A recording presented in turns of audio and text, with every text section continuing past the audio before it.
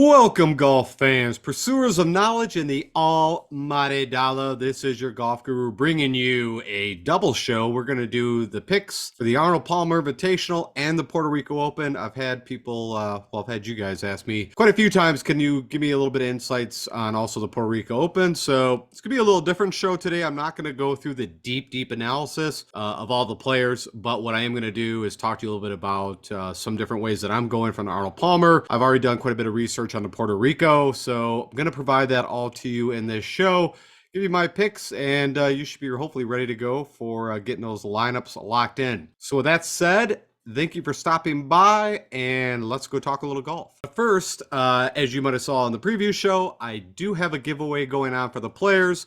And if you're asking, what is it? I am going to give away randomly 3 lucky winners, $100 each.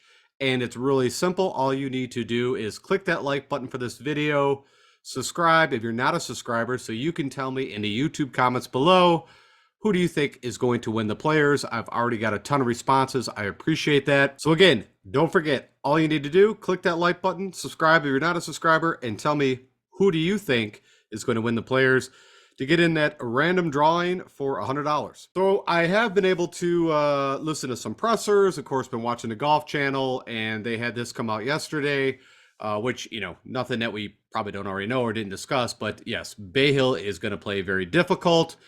And in summation, if you kind of look at where the scoring is to, you know, par, it is quite a bit. Actually, the toughest course, I believe, as a non-major that played in 2022. Of course, at TPC Potomac where they played Wells Fargo, but there was a bit of weather there, which I think also contributed, but that was a really tight track, a lot of trouble you could get in there, just like we just saw at PGA National, and then, of course, Jack's place at Murfield Village, and then where they played the Scottish Open, you always get a ton of wind there. So we already know that it's going to be very difficult. And what also I learned was the rough is above 3 inches. So right now they're saying it's cut to 4 inches. And what was really interesting was Xander mentioned that they're actually cutting the rough. So the mowers are coming towards the tee. And what that does is kind of put the grass at an angle that kind of traps the ball and is very difficult to get out of the rough. So it's going to be very interesting. I also know that the greens right now are going to roll a little slower because of the expected winds that are coming on Friday. And then what the plan is, I guess, after Friday, they're going to maybe, you know, definitely cut the greens down and maybe triple roll them. So they're going to be super fast, super firm over the weekend. So long story short, it is going to be a tough track, and we're going to have to kind of do our picks accordingly. So if you're interested, what I did was actually took those courses that they just mentioned with, of course, Murfield Village, TPC Potomac. I mess that up every time. I don't know why. I took in the Scottish Open and, you know, all the courses that I listed there just out of my own curiosity. I ran against that model that I mentioned to you guys that I was going to use if I thought that we were going to have wind and the rough was, you know, that the course was going to play very tough like it did last year. And with that said, this is how the rankings came out. And again, that model was fairways gain, I put at 20%, approach at 25%, ball striking at 15, putting at 15 around the green, short game, and then proximity 200 plus, which about 30% of the shots coming in off the tee after you hit your tee shot is coming in about 200 plus. And if you're curious with that over the last 24 rounds, for most of these guys on those courses, you're going to notice like, let's see here, Rahm's only got 18 rounds. Eric Cole, of course, just got the one tournament at PGA National. But if you're curious on those courses I just listed, this is where these guys ranked. And Cantlay comes up number 1, Homa, Corey Connors, of course, Homa won the Wells Fargo at that PTC Potomac. Trying to think Cantlay, of course, Murfield Village, he won in that playoff against Morikawa. You got Rory, Russ Henley, Scheffler, Lowry, Rahm, Bradley, Xander, Wise, Hatton, Molinari, Eric Cole, and Scott. Again, the Eric Cole one, I take that at very limited data. I wouldn't put a lot of stock into that. But the rest of them, again, if you're curious on those courses, which I'll show you again, which was, of course, Bay Hill, the Renaissance Club, TPC Potomac, PGA National, Murfield Village, this is where those guys would fare. So I was just curious. I always tell you guys, if I do the analysis, I try to also share it with you guys. All right, so the big topic right now has been weather, and wind.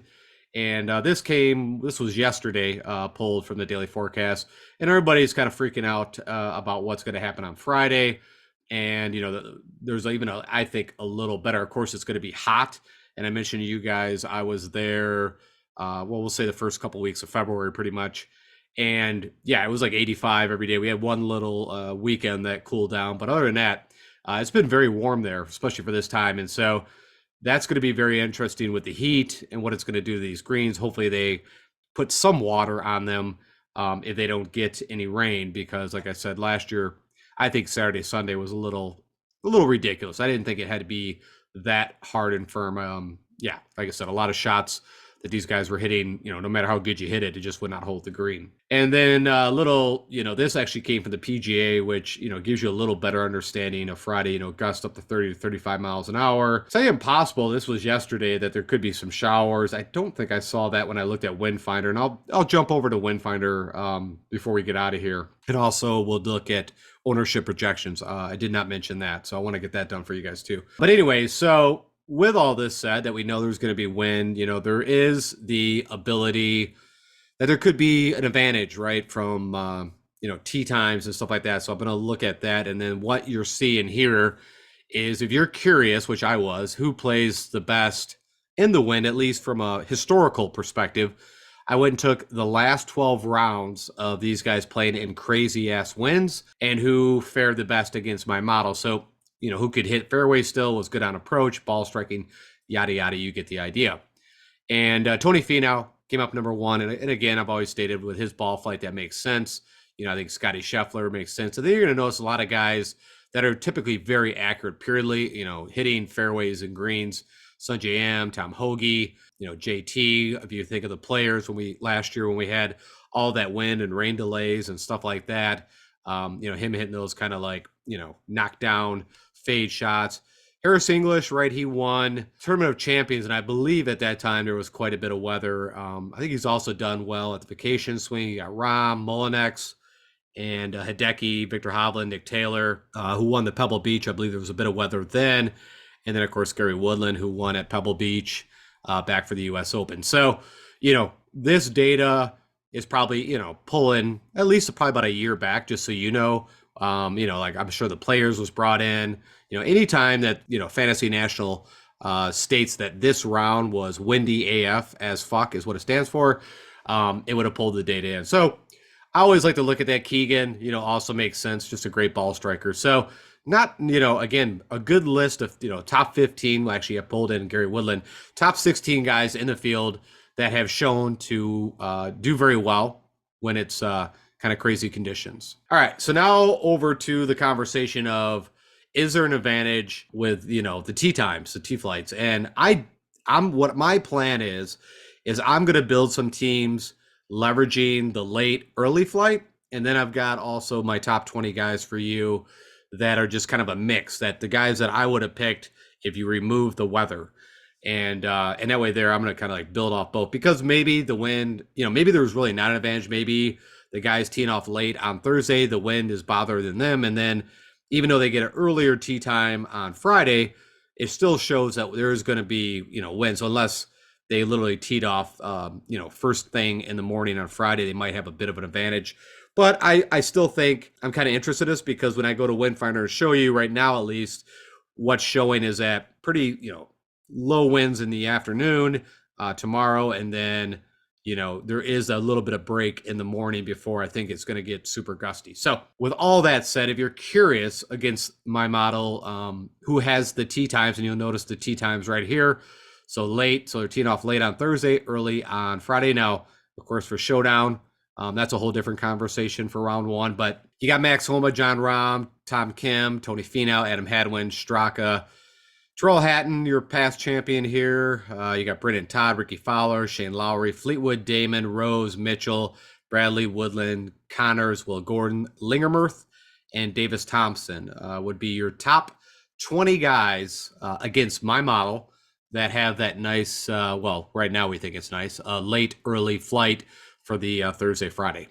So again, I'll leave this up for a second. So of course you can pause it, and if you need to, get this screen capture or whatever you're doing.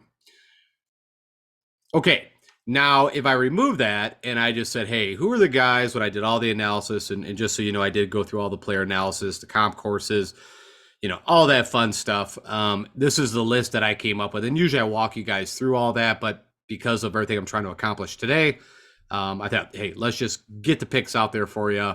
And if you have any questions, feel free to hit me up on YouTube comments. But these are the guys that flushed out from a historical data perspective, and also even a little bit of my own opinion on what these guys have been doing. All right. So again, against that same model, and this, if you remember right, this is, really just getting guys that hit the ball in the fairway, great on approach, ball striking, good putters, good around the green.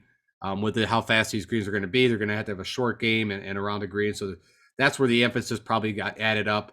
And then still, we need guys that are ball strikers, hence the proximity 200 plus. And again, no shocker, you got Homa, Jason Day, Tom Kim, Finau, quite a few of the same guys that I just had on the previous list. Adam Hadwin, Chris Kirk, Will Z, I think was new. Soo Kim was new. You got Adam Svensson, Scotty Scheffler, Nick Taylor, Fowler, Damon. Remember, he won Corrales, Putakana, and that was crazy wins when he won his first and only PGA event. You got Justin Rose, who just won at Pebble Beach, but I kind of feel like, there was a little bit of weather, but not, it wasn't crazy by any stretch. You got Victor Hovland, Killer Keith, who has his win at also PGA National.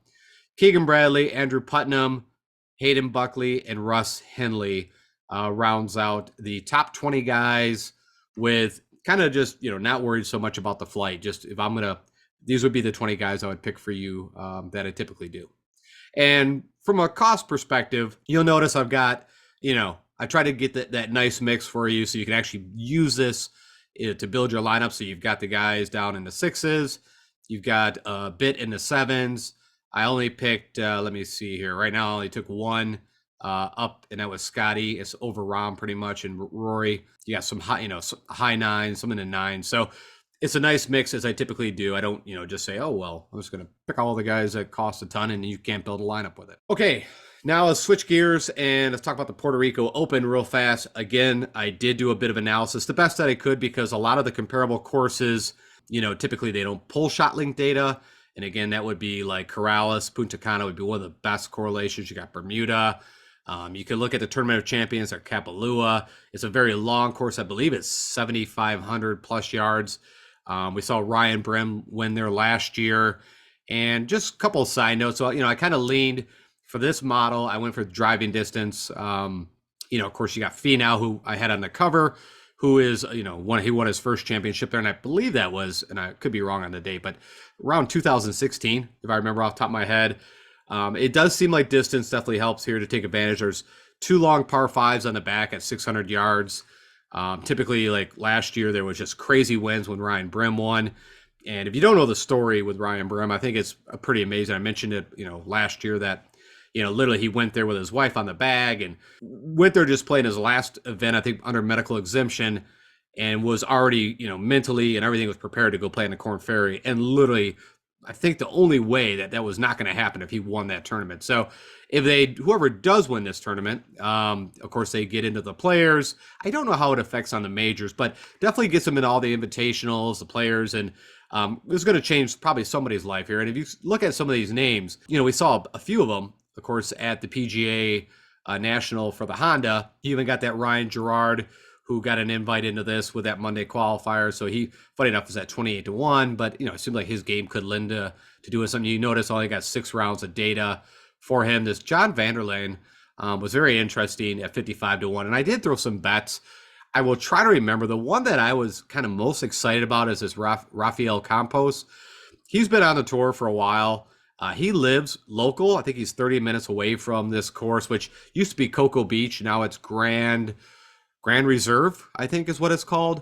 It's changed names a couple times, but it's still the same as that course they've been playing for quite a long time there. He's actually gotten really good shape and it's got a whole training. He had a presser. You can go check it out for the Puerto Rico Open. It's a little hard to hear, but I listened to that last night and I was already interested in him because he's done very well in this event. And also he's done well in the other vacation swing or island courses. And he's been practicing a ton there. His head coach is now the director of golf there. Now, he says he doesn't play there a ton, but he has been recently doing a lot of practice, and he has a pretty good record. Now, I'm not going to go show you all of the details, but Here's the guys that I'm interested in. I just wanted to side note that I put a bet in on him at 110 to 1. I'm trying to think also who I might have picked some of the young guys. EVR I was on last week, but I should have known better. That guy, whenever there's a ton of water, just forget about it. But, EVR, of course, was also on the opening screen. I think is very live. Of course, Akshay Batia was one of my picks last week. Hank Laboda, I think I put a little bet on him. He's also done, okay in these events. And, of course, showed up at Pebble Beach. I like a lot of the rookies. Kevin Roy, I think I threw a few dollars on this. Eric Barnes. You got my buddy Nate Lashley, who won the Rocket Mortgage. His ball flight's kind of heavy, kind of low, and has done, could putt on these greens. They're going to be slow. This Tanyo Goyo, he looks pretty good. There's Nicholas and Carviar. I think those guys came off. I think, I don't want to mess this up, but we'll call it the Mexican tour. It's not right. The Latin, right? The Latin tour, whatever it is. Henrik Norlander, actually, funny enough, out of all these guys, if you go look at who's done the best on a PGA career and from a ball striking, I think for 45 to 1, I think he's one of the better values and talent that's in this field. And that's my own personal opinion. I mean, you got Sung Kang, who won the Byron Nelson. That's about 3 or 4 years ago now, and looked like unbeatable. And then has just been having a rough go of it. But, the guy can win. Max McGreevy also has just been in a really terrible form. But, showed up here last year. I believe he, second or third he ended up. Dylan Wu, actually, I think he's got a really nice game. Of course, his, odds reflect that. I'm just kind of calling out some things on why. Augusta Munoz, I think, is, also a rookie. I believe that came out of that LATAM tour too. So long story short, these are the guys that I'm going with. I mean, the crazy long shot is this Robert Garrigus, right? I know it was last year he popped up and had a chance to win this thing. But other than that, you got some 100, 150 to 1s down here. These are the guys, I don't know if I'll put maybe a lineup or two of DFS in, but I did put some bets on these guys. I did do a bit of research. Again, what you're looking at here, I think what I pulled was the last 24 rounds. So like recent form, just what these guys have done. Now, some of this data is going to be a little older. Some of this is not going to be as much, right? We have minimum, I think Ryan Gerard has played in 3 PGA events, missed the cut in 2, and made, of course, the cut at PGA National. Looked really good.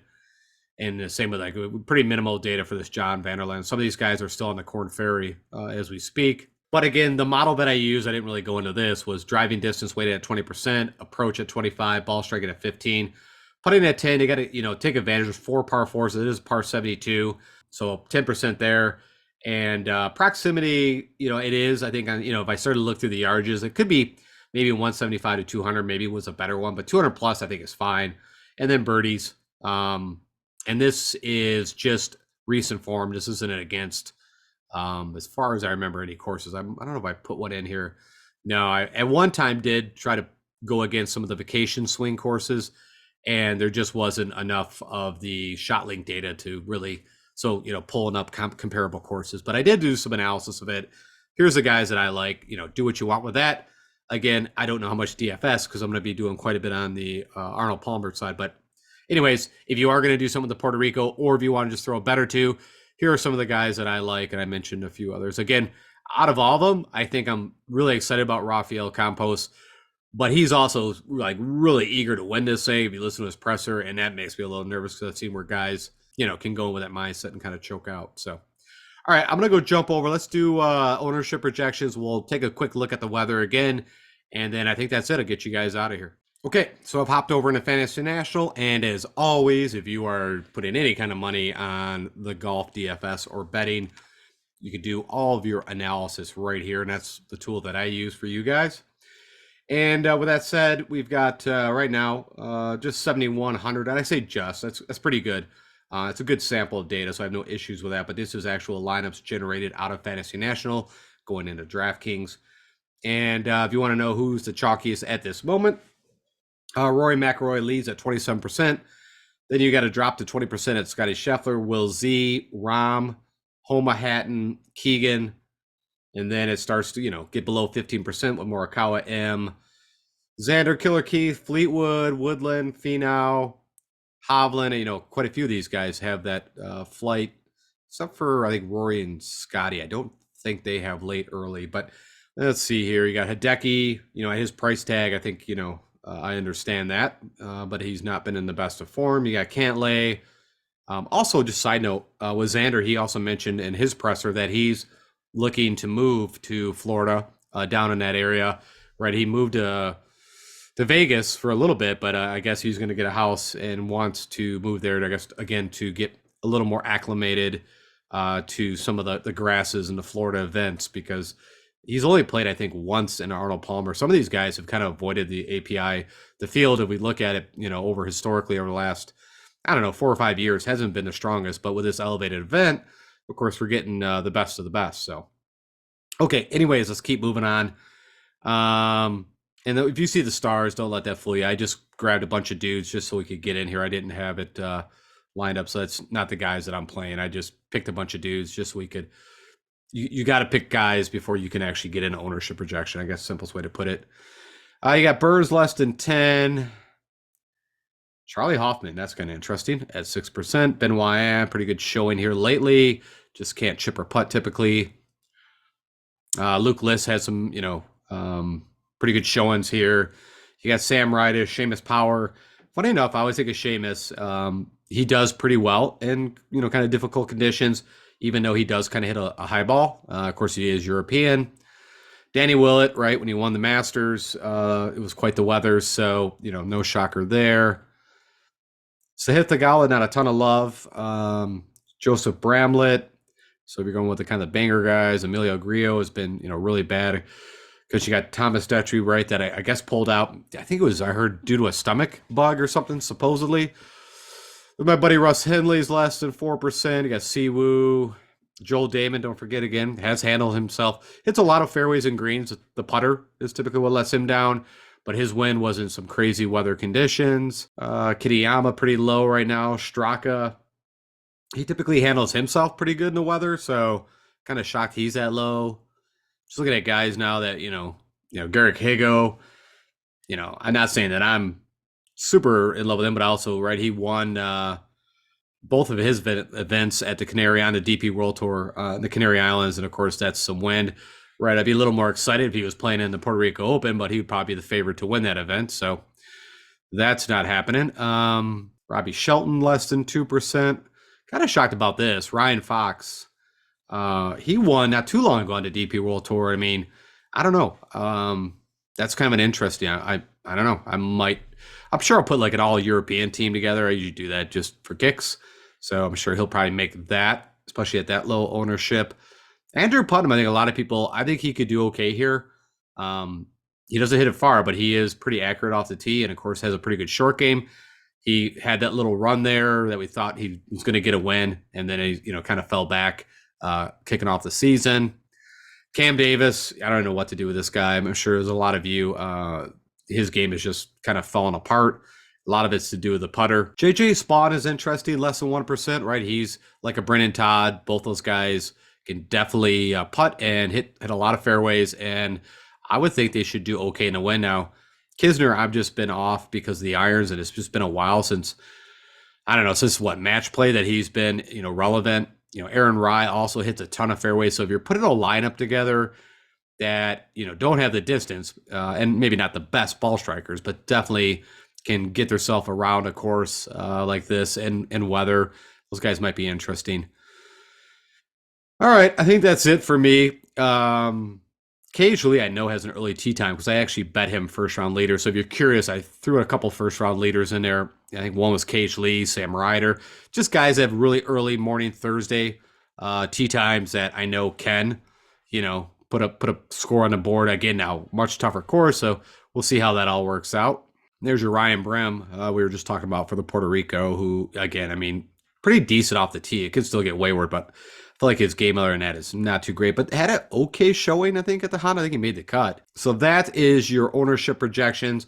Let's go take one quick last look at the weather. Mostly I'll just tell you, if you are going to be doing Showdown, as always, this is what I'm pulling up, Orlando Executive Airport, where I guess quite a few of these guys are flying the private jet into. And if we go take a look, today is super calm and in the 80s, so good day for practice. And then you kind of see here what it's showing is, early morning should be pretty, pretty benign. And then, highs, I don't know, we'll just say 10, gusting up to 15. But, for like I said, those guys in the afternoon, you can see us saying that it's going to taper down. Again, for Showdown, I will probably play the guys in the morning as always, hoping that there's some dew and these greens are holding a little bit. But you can see this is what all the fuss is about. And this is where I was talking about. I mean, yes, you can look and they're kind of speculating these gusts, but this is interesting if they actually get a little rain in the morning. That's actually a good thing, I think, just to soften the course up a little for those guys. And then, really where it looks like the steady 15 to 20, 25 mile an hour winds are going to be in the late afternoon, where early morning guys should be done somewhere around 12:30, 1 o'clock. And then, of course, the guys, have to go off in the afternoon. I think under typical, right? I mean, weather typically picks up in the afternoon, and we'll see. So that is what I'm going to go with. As I mentioned, I'm not putting all my eggs in that basket, but I will build some teams with the late, early tee times, and we'll see how that all works out.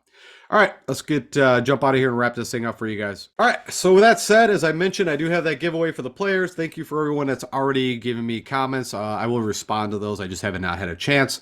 But hit that like button, subscribe if you're not a subscriber.